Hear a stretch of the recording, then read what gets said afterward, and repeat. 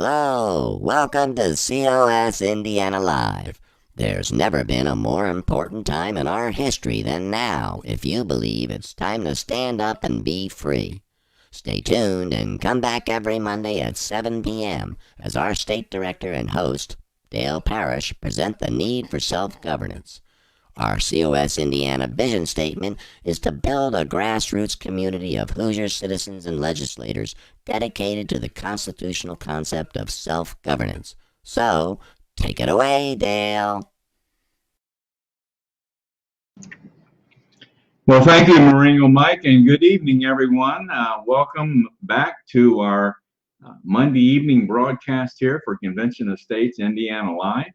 As Maringo Mike stated, my name is Dale Parrish. I am the state director for Convention of States here in Indiana. Once again, we have a great broadcast lined up for you this evening.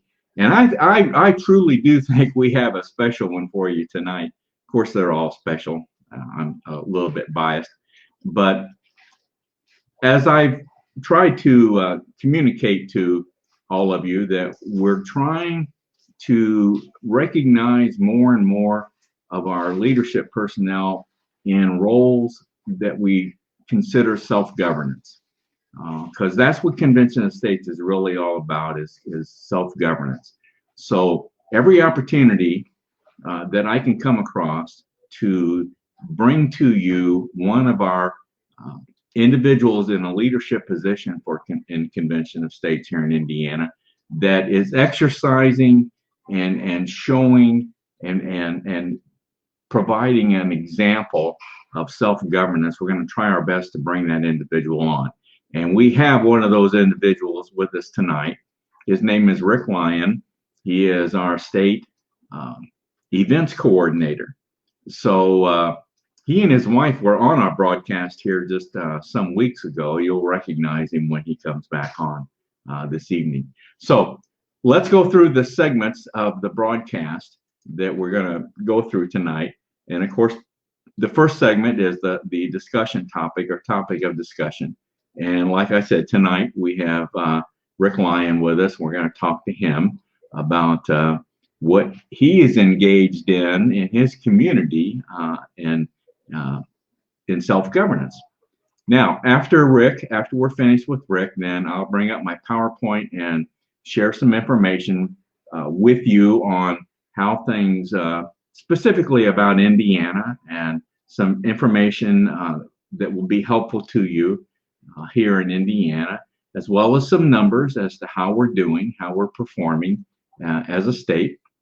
And then we'll touch on the basics of Convention of States, which are when I say the basics, these are the tenets that our program is based upon, not only here in Indiana, but nationally. So we'll touch on that. And then the next segment, we'll get into viewer recognition, where we'll try our best to recognize those of you that have tuned in tonight.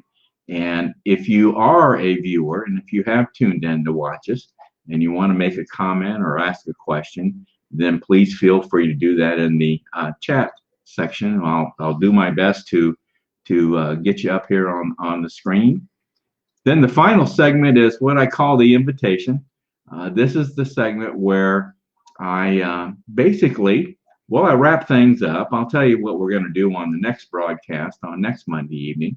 But I'm going to close inviting you to join us here in Indiana in Convention of States, because this broadcast is, you're the target of this broadcast, and that's Hoosiers that are not involved as yet in our movement here in Indiana in Convention of States. Now, we obviously welcome any and all viewers to our broadcast, but our primary target is, in fact, those of you in Indiana that are not part of Convention of States here in Indiana. So that'll be what we will do to kind of wrap things up this evening. All right, well, like I said, our first segment is the topic discussion. So without further ado, I'm going to bring on Rick. And there he is. Hi, Rick. Hi, Dale. You hear me okay? Let me get, I want to get a little, there, I like this screen a little bit better. There you go. Good. Okay. And you can hear us all right. We can hear you. Good. So let me get your name up here. Rick Lyon. Okay. Well, Rick, what I always do when I bring a guest on, the first thing I like for them to do is briefly tell us their Convention of States story. How, when, why you got involved in Convention of States. Okay. So take it away. All right. Well, it all began with my wife, Susan, searching the internet, and she found a thing for a Convention of States and saw the So you're website. gonna blame this on her then, huh? Well, This is all her fault?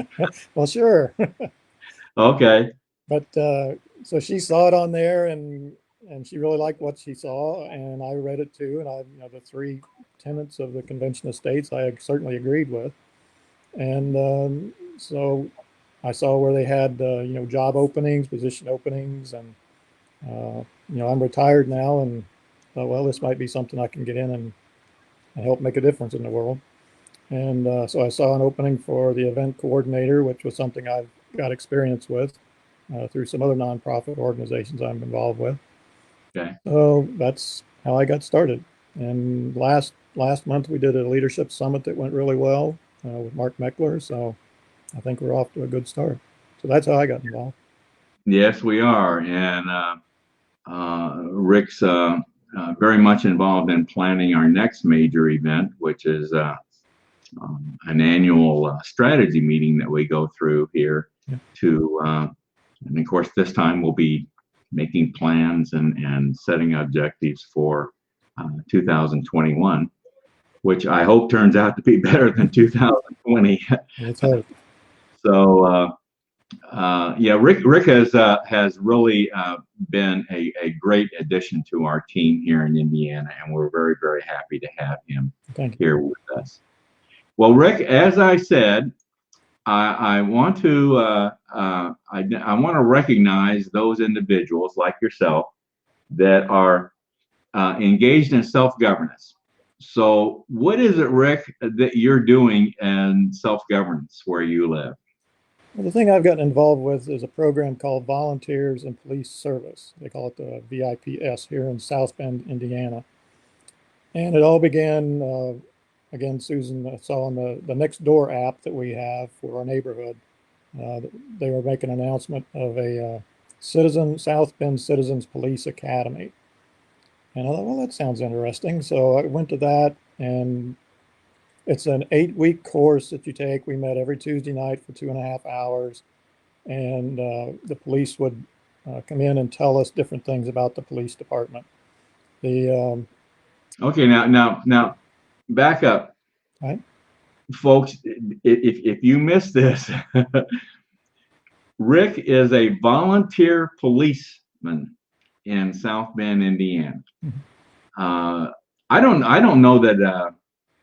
Of course, now I live here in Fort Wayne. I'm not aware of any kind of program like that here in Fort Wayne. There may be one. I'm not aware of it. Do you know, is this a program located in other cities in the state, or is this strictly something South Bend's doing? Do you know? As far as I know, it's just South Bend, because I've had several people say they'd never heard of such a thing before. But the South Bend Police Department's really quite advanced. They have a state-of-the-art website. They have a lot of things that they do a little different than other areas, and this police academy is certainly one of those things.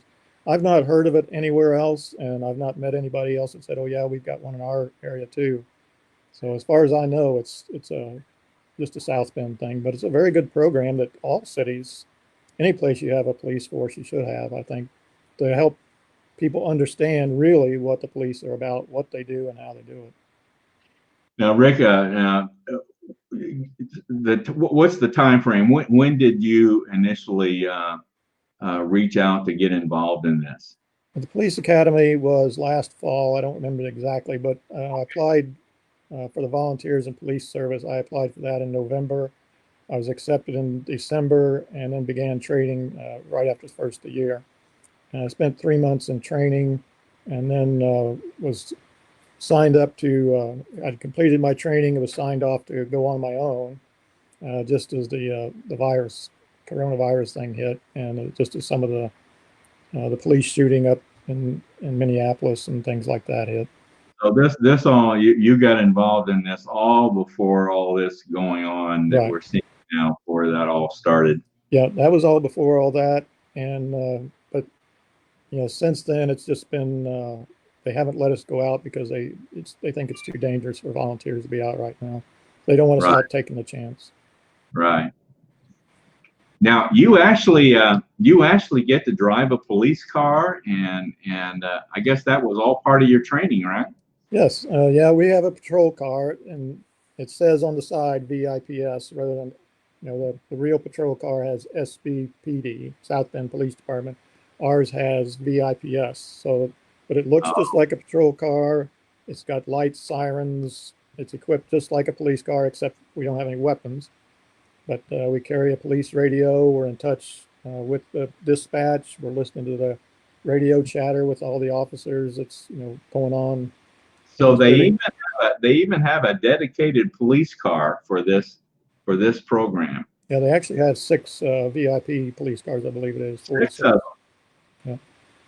I know you and I were talking earlier that they provide you a uniform, and Mhm. they're going to provide you some other equipment. No weapons or anything, No, but we're not allowed to stop anybody, or, if you see somebody doing something, then we're supposed to call on the radio for a real officer. Our big thing is just creating, expanding the police presence in the community. Uh, letting people see that the police are out there watching over them, watching after them, and community relations, interacting with people, and on behalf of the police department, just being a good representative of the police force and well, helping I out think where we can. that's certainly very important. I'm just so impressed with the dedication that South Bend has put into this program. It's how many volunteer police people are involved in the program?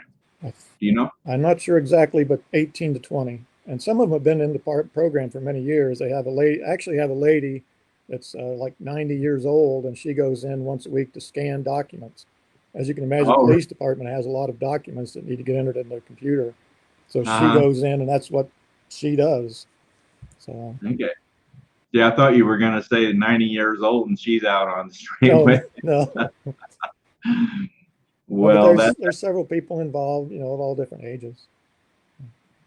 is there an age limitation?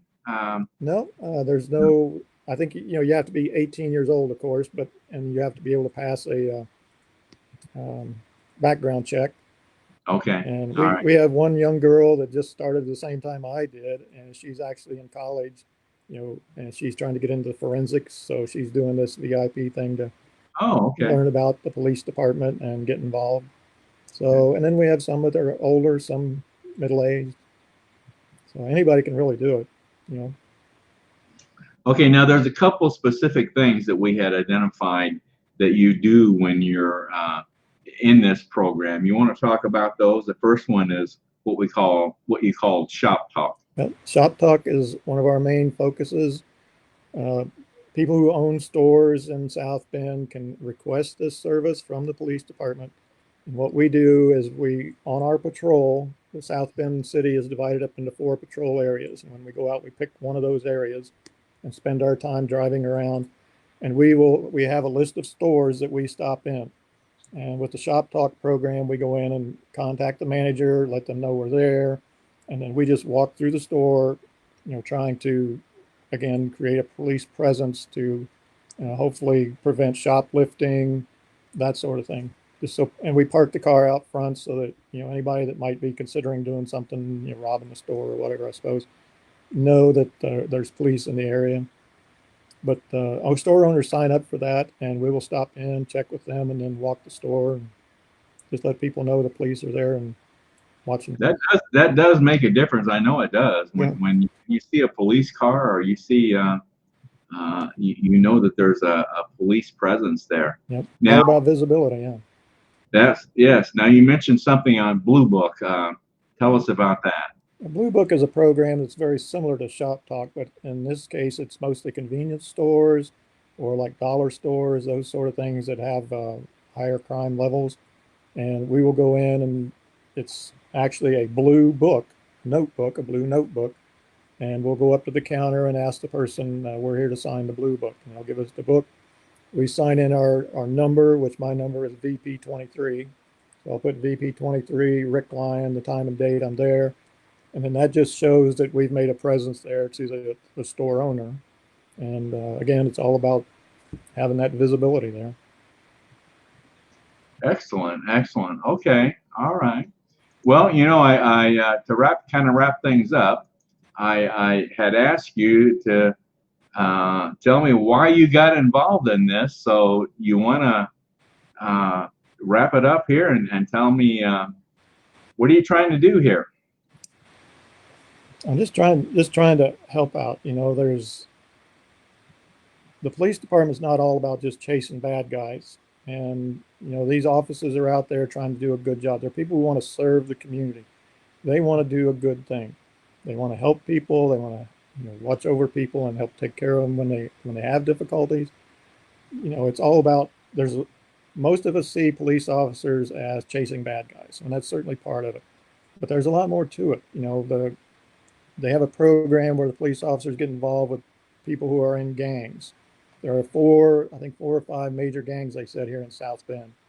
And so there are people who get involved with gangs because they're unemployed, they don't have a job, they're trying to make a living. So they get involved with that. Well, the police department will offer these people, guys and girls, way out of the gangs. You know, if you're in the gang and you get in trouble, you want a way out, we'll help you get out. We'll help you find a way to get food and diapers for your baby and things like that. So they do that sort of thing. They have a lot of youth programs where the officers interact with young people who are, you know, maybe headed down the wrong path. You know, they're actually doing a lot of good things. They have welfare checks. They go check on elderly people who maybe, you know, maybe you know, the saying fallen and can't get up type thing. And so there's, you know, and the other thing of it too is, you know, the police officers. One of the things we learned early in the police academy was the police officers are people too. You know, and they go into these situations scared and terrified, and often, you know, they don't know what's going to happen. Right, So, right. you know, just I would like to suggest people just whenever you see a police officer, just show them respect and just say hello and just, you know, because they're just like any of the rest of us, just trying to do a good job. Amen to that, brother. Amen to that. Okay, Rick, I think that's very, very interesting. I really salute you for doing this. And uh, hopefully this program will start up again very soon. Yeah, let's hope. You know, let's hope this thing that's happening in our country dies out, and you can get this started back up again. And maybe we can bring you back on at a later time, give us kind of an update on how the program's going. Sure, So, I'd be glad to. all right, Rick, thank you very All much. right. Rick Lyon, ladies and gentlemen. Thank you, Rick. Thank you, Dale. Okay, I'm gonna send Rick back into the lobby there. All right, folks. Next segment here is I want to bring up my PowerPoint here, and we'll get to some information on our state here in this segment. In order to do this, I want to initiate the slideshow option so that you can get a full view of the screen. And you should have that now and still be able to hear me. All right, let's go through some information about Indiana. Our vision statement here, Marengo Mike mentioned this in the introduction, but our vision statement here in Indiana is to create Hoosier grassroots community of citizens and legislators dedicated to the constitutional concept of self-governance. Very important, citizens and legislators, that's state legislators. Now, we have basically two mission objectives here in the state. Objectives whereby if we accomplish these objectives, we move closer to realizing that vision statement. And of course, the first objective is to meet with all of our state legislators, especially those that are new to state legislation, new in that we do not know where they stand with regard to convention of states. As you know, Indiana is a passed state. We passed the resolution calling for a convention of states in 2016. So new legislators that have come on board since then, we need to contact them and find out if they know about us and do they support us or not. So those are what we call the targeted legislators. Now, the other main objective is to grow the grassroots. That's to get more and more people on board and as supporters of convention of states. Now, I'll be touching on this a little bit more later on, but we are in 2019 we went over 41,000 supporters here in the state of Indiana, and we set 52,000 as our goal in 2020, and we are right on track to accomplish that goal. I'm glad to report. Resources that we have available to us here in Indiana. The main one is our national website, conventionofstates.com. Now this, you're going to hear us make reference to this website many times, but this is, if you're new to Convention of States and you want to get involved, this is the first step you should take, is go to this national website, conventionofstates.com. Now, embedded in that national site is our state website page, conventionofstates.com/Indiana. That's obviously a more focused look on Indiana. Social media platforms, we're on numerous platforms, the main one being Facebook, and our state Facebook page, Convention of States Indiana. Our broadcast is coming to you through that Facebook page, so that's our main one. YouTube channel, COS Indiana, very much an educational resource for you. There we have narrated PowerPoints, we have recordings of our broadcasts.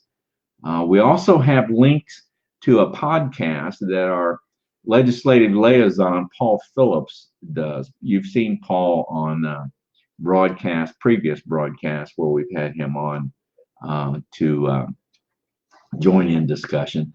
But Paul does this podcast called the Free to Be Free. Very, very good podcast. So whenever he does a podcast, we put a link on our YouTube channel to that podcast so you can easily access it. I encourage you to look at those. I really do. We're on Twitter, Instagram, LinkedIn, other social media platforms. So if you're into social media, you shouldn't have any trouble finding us out there. Some quick numbers about how we're doing here in Indiana. As I mentioned, in 2019, we surpassed 41,000 supporters. Been growing tremendously here in Indiana.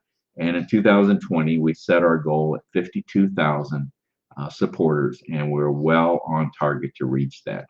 Now, those of us then in leadership positions, we have about 80 people total right now in different leadership positions. About 30 are in what we call district captains, region captain roles. We have about 15 in other support type positions. And then we have about 35 individuals in various miscellaneous positions. So in total, we have about 80 people in leadership positions here in the state. If you want to get involved, which we want you to get involved in Convention of States here in Indiana, once again, go to that national website, conventionofstates.com. Click on the menu selection called Take Action. Scroll down to where it says Become a Leader and look at the different volunteer opportunities that we have. And if one is of interest to you, open it up, read about it. And if it's really interesting to you, go ahead and make application. Now, you're not obligated in any way. You don't have to worry about that. But when you make application, what happens then is your name comes up on a report that I see and a few others see every day, and one of us will be in contact with you. So this is the first thing that we need you to do, is to go to the website and conventionofstates.com. Take a look at those positions. Now, I want to stress one other thing. When you're looking at these positions, Please note the estimated time commitment required in each of these positions. Some of them are not going to require much time at all.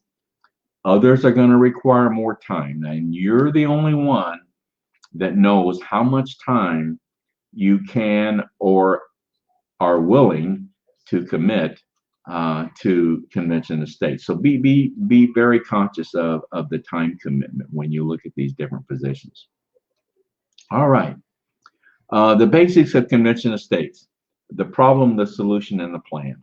Once again, if you go to the national website, we're not going to go into any detail on these right now, but go to the national website, conventionofstates.com, and click on the menu selection, resources.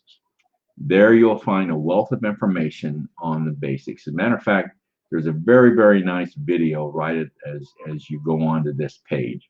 But this will describe the abuses that we see happening with our federal government, which defines the problem. The solution, of course, we believe is in Article 5, Convention of States. This is described in Article 5 of the Convention, and for the purpose of amending, for the purpose of proposing amendments to the Constitution that would deal with the problem area that we've decided, that we've identified. And then the final basic is our plan, how we're going to bring this about. So the basics of Convention of States: the problem, the solution, and the plan. All right, that's it for our PowerPoint. Let me see, let's try to recognize any viewers that we have here. I see Linda Gonzalez. Okay, Linda, thank you for joining us tonight. And I see here Richard Loken. Glad you made it tonight, Richard. Richard's one of our region captains. So we're very happy to have Richard on board with us tonight. Thank you all for joining us. Glad to have you. All right, let's then move on to our final segment, which I called the invitation segment, didn't I? But first of all, in this segment, let me tell you who we're going to have on our broadcast next Monday evening, which will be the 27th. And we're going to have another individual in our leadership group that is engaged in self-governance. And his name is John Ackerman. John has been on our broadcast. It's been some months ago that John was on. John's our media liaison.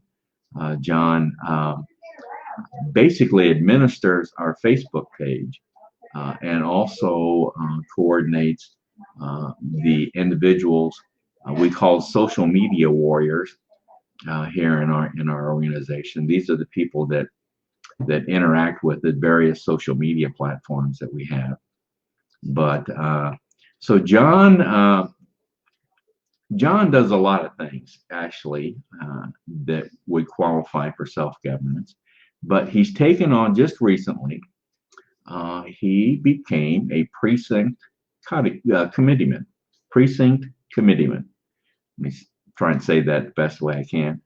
And so John's going to come on and tell us about that endeavor and what that is, what that involves. This is something that many people could get involved in. So I'm anxious to hear about this and learn more about this myself. So to wrap things up then, you know, our president, Mark Meckler, president of Convention of States, has always said that, you know, there's our country's facing a fundamental question, and the question is not what should we do, the question is who will decide. So it's basically a two-word question, very simply, who decides. And I think, you know, with what's going on in our country right now, I think this is becoming more and more evident to many of us that we need to get involved. This is the self-governance thing, okay? We have a plan to address what we, at the federal level, that we want to address, and that's a convention of states. But it goes beyond that because we need to get involved at the state level, county level, community level, city level, any level in our government, we need to get involved and exercise our right and freedom of self-governance. So the question is not what should we do, the question is who decides. And we believe, as I said, we the people. So that's a wrap for this evening, folks. I want to thank you for joining us. Be sure to put us on your calendar for next Monday evening. And I want to thank Rick Lyon for joining us tonight. Very, very interesting conversation with him. So with that, we'll sign off. And everyone, have a good evening. Thank you very much.